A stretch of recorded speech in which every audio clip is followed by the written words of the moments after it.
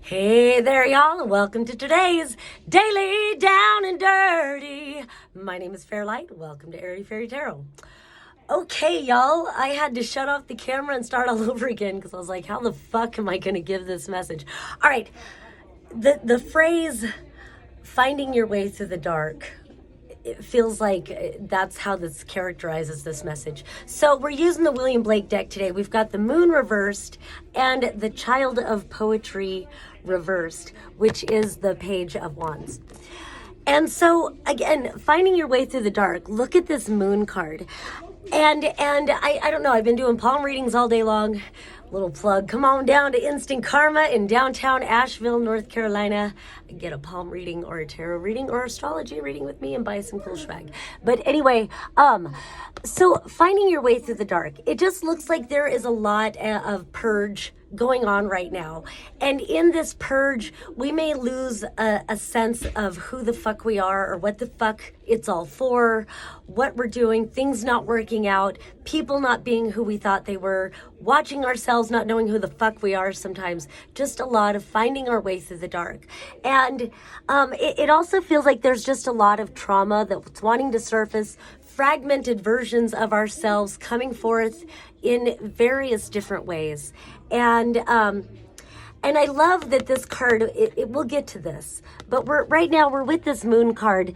And what I feel like telling you is you got to go within. It's almost like a hermit card of like needing to find the light within. The light within will guide you forward.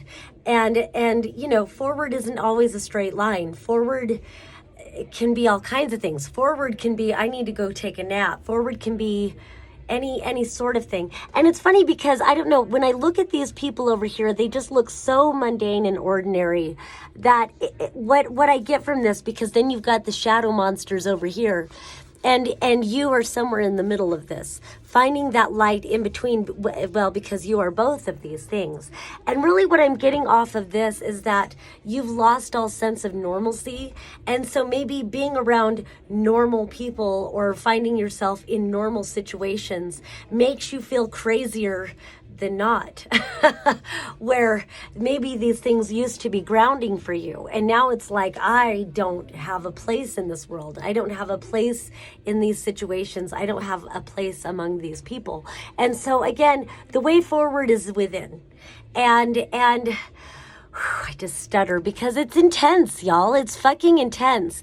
It's weird when we find ourselves more identifying with our shadow monsters, you know, when this feels more normal because at least it's real, because this mundane, this mundacity is so fake. It just doesn't vibrate as truth at all anymore.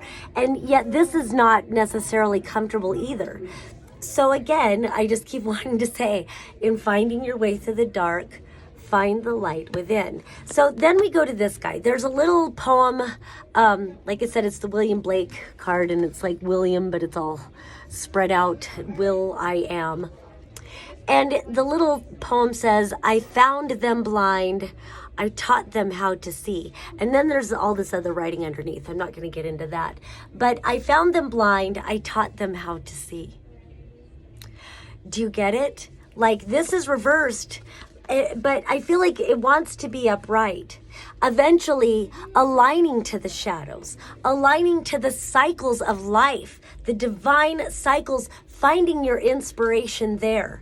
How do you teach the blind to see? By being fucking blind and going within and finding the light and teaching yourself to see from your inner eye. And seeing through the bullshit, seeing through the illusion, finding that you are the illuminator, you are the way forward for yourself, and then you teach others to find that way forward by looking inside themselves.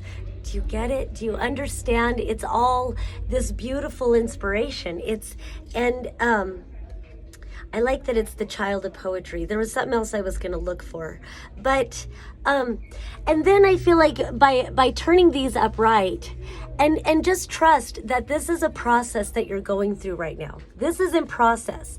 This isn't about you're not doing this or do the opposite of anything. This says this is the process you must go through.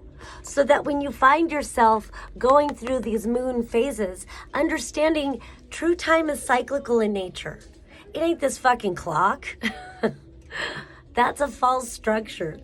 It's a false structure that's been established as a false authority. So don't worry so much about the damn clock. Don't even worry so much about the calendar.